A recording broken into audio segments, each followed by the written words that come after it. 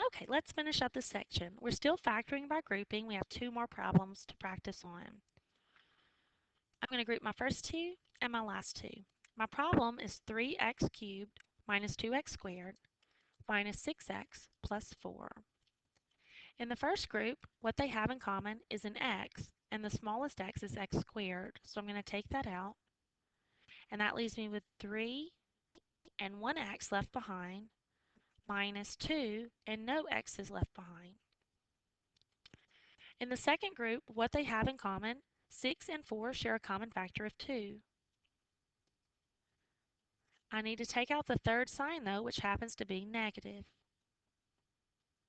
So if I take out a negative 2, that leaves me with a 3x, because negative 2 times positive 3 would give me a negative 6. But I'm looking for a positive 4. So what makes a positive 4 would be a negative 2 times a negative 2. Two negatives would make a positive 4. Now then, what they have in common is a 3x minus 2, so I'll bring that to the front. And when I factor that out, what's left behind is x squared minus 2.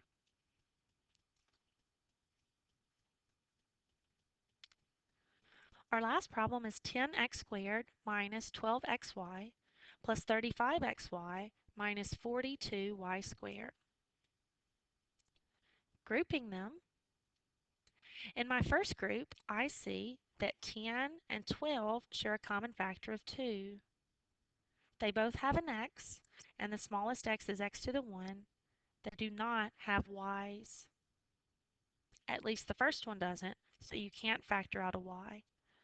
So what's left behind, 2 times 5 would give me 10 with 1x, minus 2 times 6 would give me 12. I already have the x, but I do need a y. Okay, let's go to our second group. 35 and 42 share a common factor of 7. There is not an x in common, so I can't factor it out, but they do have y's, so I'm going to take out the smallest y, which is y to the 1. My sign of my third term is positive, so I'm actually going to take out a positive 7y. So what's left behind would be a 5 and an x minus a 6 and a y. What they have in common is 5x minus 6y,